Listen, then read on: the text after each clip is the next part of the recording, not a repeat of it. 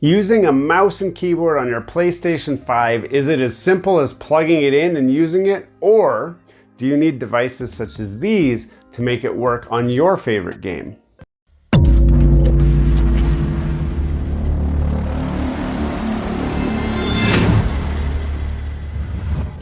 Hello and welcome back to Gears and Tech. We've got some exciting tech to review for you guys today.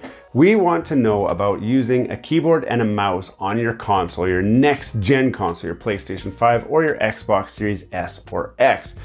It may seem that you can just plug it in and it'll work. I've personally never tried it, but I have seen on Call of Duty where it seems to imply that you can just plug it in and have it work. But then that makes me wonder, why do products like this exist? Why this is a 7-in-1 video game converter that by definition says we will make it so that you can use your mouse and keyboard on, it says compatible with PS3, PS4, PS5, Xbox 360, Xbox One, Series X, Series S, and Nintendo Switch. So if it is as easy as just plugging it in, why on earth would this device exist? And further to that, Besavior, who just released the brand new U5 Dongle, say that this is specifically made for people who want to use the Xim line of adapters, which are widely known to enable keyboard and mouse on consoles. So it just doesn't make a lot of sense to me why that would exist if it just works. So I'm gonna talk around in circles because it doesn't make any sense. So today we're gonna hook it up and we're gonna give it a try. But before we do, let's give this thing a chance. Let's do a quick unboxing of this guy just to see what's in here. And then we'll go back to the computer. We'll hook it up. We'll hook this all up. We'll see if the keyboard and mouse works without these, because maybe you don't need it. And then we'll see if this is even useful or if I've just wasted $30. Before we get too far into this video, don't forget to subscribe to the channel down below. If you've seen some of our content already and have not subscribed, we want you to join our community. Smash that like button, hit subscribe, and let's get back to the video. Now, as you've already heard, this is about $30. That's Canadian dollars. If you're American looking at this video and you're like, well, that doesn't seem like very much, it's like 20 bucks in the United States. This is not a Xim, and part of the reason I wanted to try a Xim, but they're out of stock and I didn't want to wait forever for them to come. So I saw this, it was cheap, it looks like it does the same thing as a Xim. Is it as good as a Xim? Well, I don't know. I don't even know how good the Xim is, but I want to see if I even need this to use this or if this just works like this. There's so many questions that have to be answered here. So this guy, this is like the world's tightest fitting box ever. Like there's no way to get this out without totally destroying. It's taped. It's taped to the bottom. No wonder I can't pull this thing out. It's like actually taped across the bottom. Let's go like that. There. Okay, jeez. I thought I was going crazy there. Look how easy that is once you take the tape off. Okay, then you can see right through the box. This is weirdest box. So if you buy one, just cut the tape on the bottom. It'll slide right out the bottom without pulling the flaps off the top. That's what I just learned. Let's put that over there. Let's see what's in here. So we've got the unit itself. Now it's got a button on here. It has 4 ports. So on the top, there's a USB-C port. I presume that this is to connect it up to the console. There's also 2 ports on the side here. These have a picture of a mouse and a keyboard, and it says 1 and 2 next to it. And then on this side, it has a picture of a controller. Now, if this actually works right out of the box, you will likely need to plug a controller in. In this case, we're gonna try it with a PlayStation 5 controller to make it leverage the license from the controller to mimic the fact that it's a controller, but letting the mouse and keyboard do the work. So that's how it should work. If we open this up, in here we've got our USB. Okay, interesting. So it's a USB-A to USB-C cord, which should allow us to go like this. We can plug this then into the PlayStation. If we want to use the USB-C, it does have a USB-A to USB-C adapter, which also will allow us to plug that in like that. That's got to be what that's for. And then at the bottom of this is a manual, video game converter user manual. If we look at this, it says, ooh, you can customize the keys freely, it says, with key mapping. Product presentation, it does go through how to connect to different consoles. The common thing here is that it always says to connect an original controller and then mouse and keyboard and then plug that end into the console. So, I mean, it can't be that hard, but do you even need it? Do you even need all that? That's what we're gonna find out.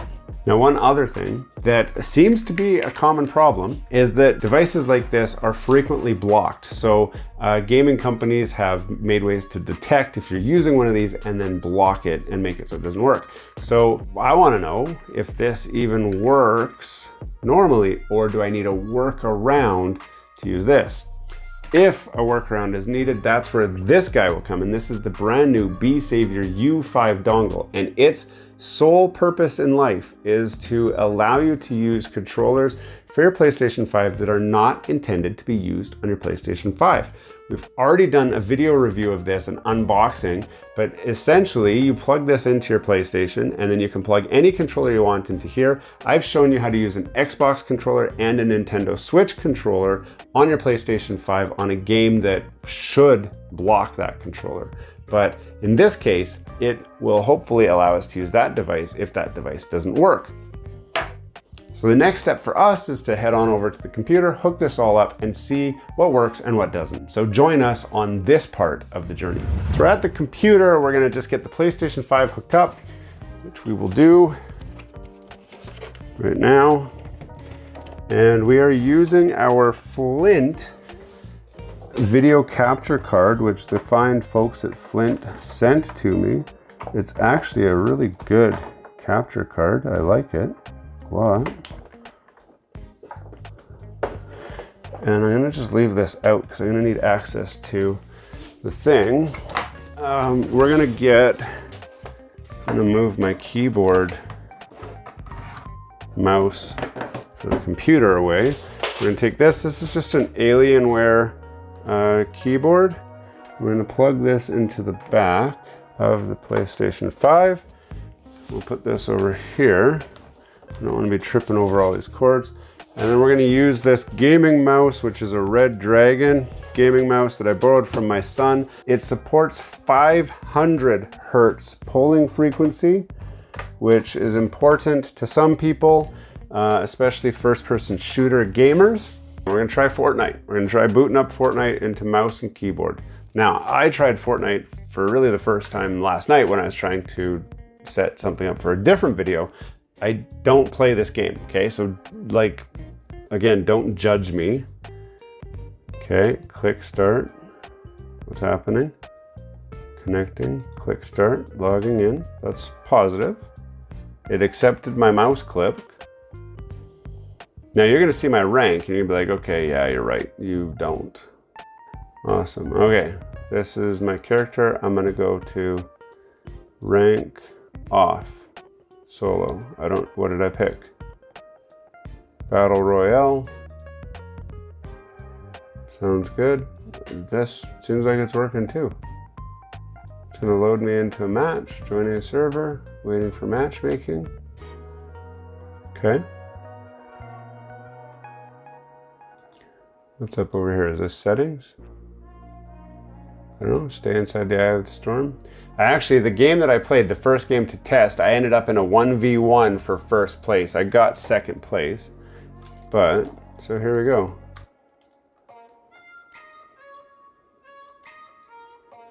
I've got, you know, my sensitivity jacked really high, but besides getting motion sick.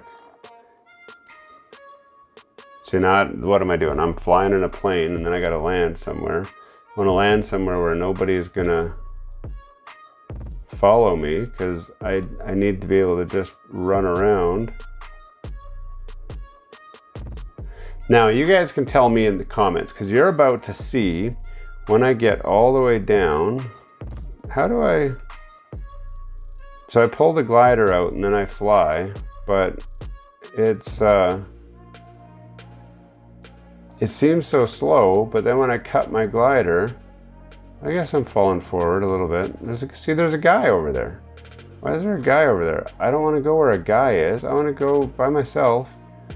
Just run around for a minute. This game doesn't make any sense to me. Okay, so here's what I've decided, and you can tell me if I'm wrong, but it seems like all the games that you would want to use a mouse and keyboard on let you use a mouse and keyboard. But there's a major difference in using a mouse and keyboard the way I just showed and using this device with a mouse and keyboard. And I'm gonna say it as clearly as I can. Aim assist. When you are using a mouse and keyboard through the game's proper menu, it turns off aim assist. Aim assist is a mechanism to try and make it so that console gamers who are using a controller have at least some sort of a level playing field versus mouse and keyboard. But by using a device such as this to pretend that you are using a controller, but are actually using a mouse and keyboard, it allows you to use aim assist and your mouse and keyboard. So it's almost like cheating. In fact, it kind of is cheating. So we're going to try connecting up with a mouse and keyboard using just this without any extra special devices. So what I'm going to do, I'm going to unplug the mouse. I'm going to unplug the keyboard like that. And now I'm going to plug in the mouse and the keyboard back into this guy. Now what I need is, now I also need to plug my DualSense controller into here, into the controller port with this really long cable, but that just plugs in right here to make this think that I'm using a controller when I'm not. And then I'm gonna plug this guy into the front controller port. So we're gonna go like this. We're gonna plug it into the front USB-C port. We're gonna see what it does. So the controller is turning on, and if I go like that, it should recognize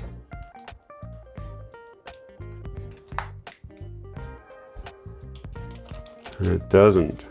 Okay, now it's time to try. So these devices are supposed to have been blocked by the PlayStation 5, which it appears to be blocked. So now we're gonna try this. This is the Besavior U5, and its whole purpose in life is to unblock a block. So what I'm gonna do, I'm gonna unplug that. So I'm gonna plug my PlayStation 5 controller, that's this guy right here, into the U5 dongle right there. Like that. Then I'm gonna plug this, which is my, and there's gonna be such a big mess of wires here, guys, you'll have to stick with me. This is my keyboard adapter, okay? And I'm gonna plug that into this, like that. And then this plugs into the USB port on the PlayStation 5, like that. Now this is powered up.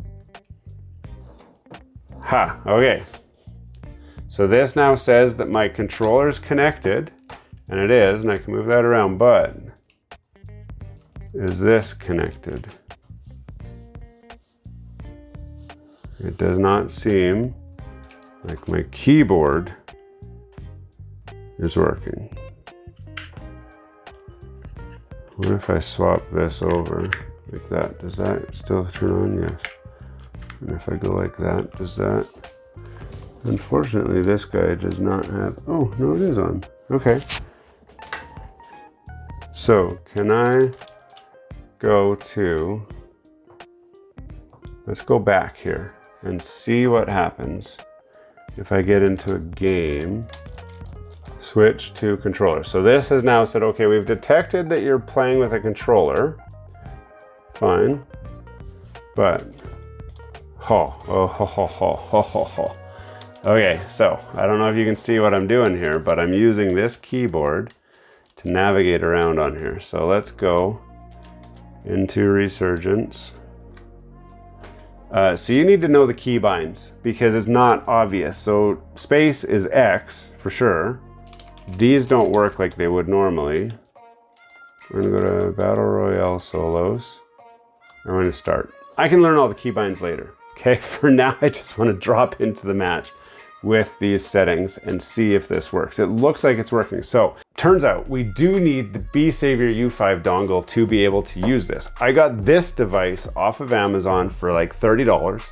In American it's like $20. This is similar to a Xim. It has, according to the box, keyboard and mouse support, no delay, plug and play, wired connection, and then it also, does it have an app? I don't know if this has an app. For basic cheaters who just want to be able to keyboard and mouse with aim assist, this device is going to do what we need it to do if I get into a match here. The one thing I've lost, I don't have a cursor on screen at all, which you saw that I had before, and that's because it thinks that this is a controller. Now my controller still does work, I think, yes. So I can toggle through menus and stuff with the controller. It doesn't shut that controller off, but it creates this. So now I should be able to move around and hopefully I don't get banned showing you guys how this works. Uh-oh.